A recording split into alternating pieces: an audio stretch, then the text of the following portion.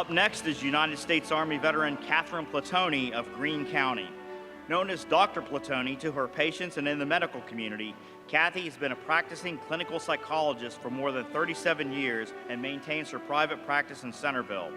Her clinical skills and voluminous professional writings on the treatment of PTSD, her passion for helping wounded soldiers and veterans in the recovery process, and her assistance to first responders dealing with trauma is exemplary.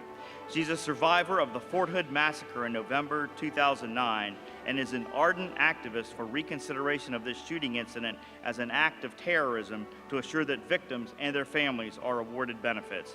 She was instrumental in the awarding of the Purple Heart to the Fort Hood wounded and to the families of those who lost their lives.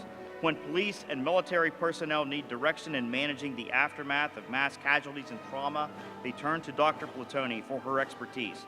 She serves on Dayton SWAT as their psychologist and as a consultant to the Dayton hostage negotiation team. Kathy has an extensive history of serving veterans, speaks publicly on veteran issues, and is co-author of 2 landmark books on the subject of war trauma, Expanding the Circle of Healing, Trauma in Its Wake, and Healing War Trauma, a handbook of creative approaches. She serves as editor of the nationally regarded online Combat Stress e-magazine and publishes regularly about subject matter pertaining to wartime service, and also regarding the Fort Hood massacre, surviving PTSD, and the moral injury of war. Kathy enters the Ohio Veterans Hall of Fame at the age of 67. Ladies and gentlemen, let's congratulate Catherine Platoni on her induction into the Ohio Veterans Hall of Fame.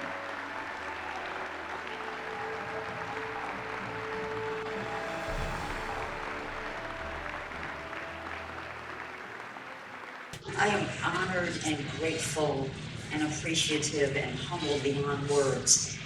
I shouldn't be standing here. I walk among heroes, and I get by with a whole lot of help from my friends. But this is an extraordinary moment for me. Thank you all for giving me this opportunity to say my piece tonight and to celebrate with all the heroes in this Veterans Hall of Fame. This is enormous. For my 20th birthday, I received an embroidered cloth with a treasured quote of many colors that was created lovingly by my dear friend Jan O'Hare. To this very day, it hangs very proudly framed in my home. It reads, "Be ashamed to die until you have done something for humanity," by Horace Mann. I stopped looking for an endpoint to that a very long time ago. My message tonight is going to be a little different. I feel it is my solemn duty to speak for those voices who have been silenced, either taken by death or by fear. I am a survivor of the Fort Hood massacre, as is my dear friend, Captain John Fry. November 5th, 2009, 10 years ago yesterday.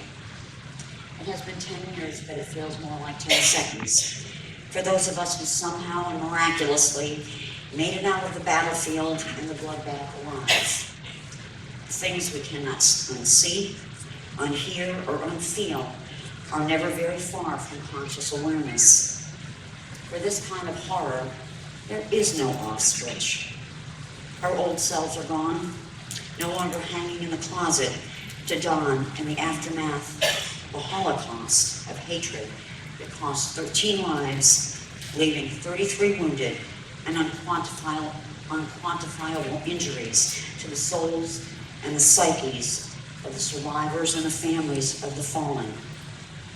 For many, hopelessness and futility rule. Lives have been shattered. 8 lives have been snuffed out by suicide. There will be more. The deceit and betrayal perpetrated against the wounded, the families of the fallen, and the survivors continue to hemorrhage at the hands of the Department of Defense, the Department of the Army. God knows I love the Army. I'm in my 38th year of military service. The FBI, the Joint Terrorism Task Force, and the previous presidential administration. These remain travesties of epic proportions, buried in a cover-up under a rug the size of the lower 48. To date, the Fort Hood massacre is still labeled an act of workplace violence, and the shooter is not considered an enemy of the state.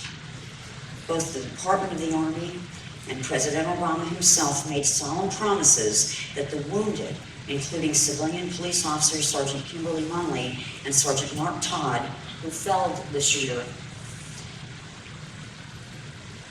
sparing countless lives, would be provided all the medical and psychological treatment that would have allowed them to be made whole again. They are still waiting. In March of 2010, the same president urged Congress to delay any investigation of the terrible tragedy at Fort Hood and the alleged gunman. We are still being forced to swallow this despicable false narrative in our relentless pursuit of justice, yet we continue to be strangled by the travesty of it. The Fort Hood massacre is shrouded in all things unholy.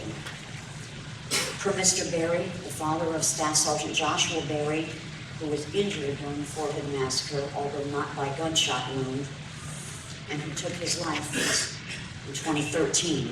This is our domestic Benghazi, a massive loss of innocent lives at the hands of a jihadist madman, and whose primary mission was to burn, behead, assassinate by gunshot, and pour acid down the throats of as many American soldiers as inhumanely possible to shut down the mission of our troops deploying to Iraq and Afghanistan. I know. I was there. The shooter was assigned to deploy with my Army unit, the 467th Medical Detachment Combat Stress Control, and I was to have been his direct supervisor, marked for death at the top of his hit list. I am far from alone in the struggles of survivor guilt, questioning why someone else may have received the rounds and for me. But I didn't walk out of there alive or marked for death just to keep my mouth shut. This is my mission, my calling, my very reason for being and for continuing to walk the earth. I have been tossed into the steaming pile of this national tragedy, the largest mass shooting on any military installation in the history of the United States, to undertake what right looks like. I have been threatened twice into forced silence by members of Congress, one of them right in my private practice office to my face. It's not working. The proliferation and perpetration of lies continues to be force-fed to the American populace that terrorism is not alive and well, and that we reside in a safe place. Not true. The truth remains hidden in obscurity. Whatever happened to no man or woman left behind, we've all been left behind. The only thing necessary for the triumph of evil is for good men and women to do nothing. Thank you.